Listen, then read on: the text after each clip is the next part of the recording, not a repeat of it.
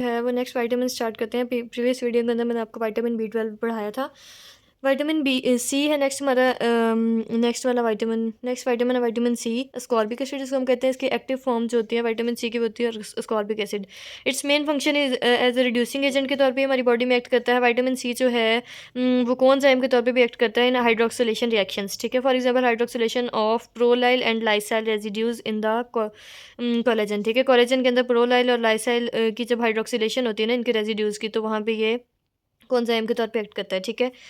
Where its role is to keep the iron of the hydroxylases in the reduced form ferrous form, ठीक है। यहाँ वहाँ पे ना ये जो विटामिन सी होता है ना आयरन को फेरस फॉर्म के अंदर ही मतलब रखता है, ठीक है। इसका ये काम होता है, ठीक है। इसलिए वो कहते हैं vitamin C is required for the maintenance of normal connective tissue, ठीक है। नॉर्मल कनेक्टिव टिश्यू की मेंटेनेंस भी विटामिन सी करता है, as well as wound healing, ठीक है। वाउंड्स की हीलिंग के अंदर भी इसका रोल होता है। विटामिन सी फैसिलिटेट करता है absorption of dietary non heme iron. Non heme iron जो होती है ना उसकी भी अब्जॉर्प्शन करता है विटामिन सी फ्रॉम इंटेस्टाइन, ठीक है। By reducing the ferric form, ठीक है। उसकी फेरिक फॉर्म को जो है वो फेरस के अंदर कन्वर्ट करके नॉन हीम आयरन जो होती है ना उसकी भी अब्जॉर्प्शन करवाता है विटामिन सी, ठीक है। अच्छा जी, फिर वो बात करता है कि अगर हमारे पास विटामिन B12 की डेफिशिएंसी हो जाए तो क्या होता है। अगर विटामिन B12 की डेफिशिएंसी हो जाए तो हमारे पास होता है स्कर्वे, ठीक है। ये डिजीज़ होती है। इसके अंदर क्या होता है, करेक्टराइज्ड बाय सोर स्पॉन्जी गम्स हो जाते हैं, लूज टीथ हो जाते हैं, फ्रेजाइल ब्लड वेसल्स हो जाती हैं, ठीक है। उसके अलावा हेमरेज हो जाती है, स्वेलन जॉइंट स्वेल हो जाते हैं, बोन चेंज हो जाती है, ठीक है। और फटीग हो जाती है, ठीक है। उसके अलावा वो कहता है ये सारे सिम्टम्स हो जाते हैं इसकी डेफिशिएंसी की वजह से। वो कहता है many of the deficiency symptoms, कैसे हमें पता लगता है कि डेफिशिएंसी हो गई है। तो ये हाइड्रोक्सिलेशन रिएक्शन जो होते हैं ना कोलेजन के, हमने ऊपर अभी पढ़ा है कि इसके अंदर ये हेल्प करता है हाइड्रोक्सिलेशन के अंदर। तो उसके रिएक्शंस जो होते हैं ना वो भी कम हो जाते हैं, ठीक है। हाइड्रोक्सिलेशन भी मतलब उसके अंदर डिक्रीज हो जाता है कोलेजन, ठीक है। और फिर उसकी रिजल्टिंग क्या होती है, डिफेक्टिव कोलेजन कनेक्टिव टिश्यू जो होता है ना वो हमारे पास डिफेक्टिव हो जाता है।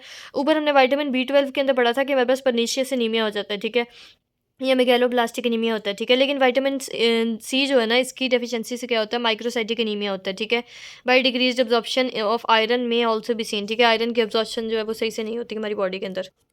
उसके अलावा ये कहता है कि जो हमारे पास विटामिन सी होता है ना वो क्रॉनिक डिजीज से हमारे पास प्रिवेंशन करवाता है। कैसे करवाता है प्रिवेंशन, वो कहता है vitamin C is one of the group of the nutrients that induces the vitamin E and beta carotene, ठीक है, which is known as the antioxidant, ठीक है। विटामिन सी जो होता है ना वो ग्रुप होता है, मतलब उन न्यूट्रिएंट्स के ग्रुप में से होता है जिससे विटामिन ई जो वो है वो प्रोड्यूस होता है, ठीक है। और बीटा कैरोटीन होता है जिसको हम एंटीऑक्सीडेंट भी कहते हैं, ठीक है। विटामिन सी क्या करता है, रीजनरेट करता है functional reduce form of vitamin E को, ठीक है।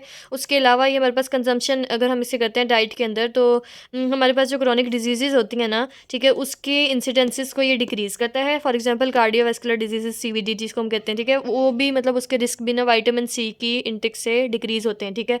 उसके अलावा सर्टेन कैंसर्स के भी रिस्क डिक्रीज़ होते हैं, ठीक है। क्लिनिकल ट्रायल्स के अंदर वो कहता है कि मतलब अगर हम लोग एंटीऑक्सीडेंट्स वगैरह वैसे कंज्यूम करते हैं ना तो डाइट के अंदर तो मतलब उससे इतना ज़्यादा नहीं होता, ठीक है। तो विटामिन सी की वजह से जो है ना क्रॉनिक डिजीज़ प्रिवेंशन भी होती है, ठीक है। यहाँ तक हमारा विटामिन सी कंप्लीट हो गया।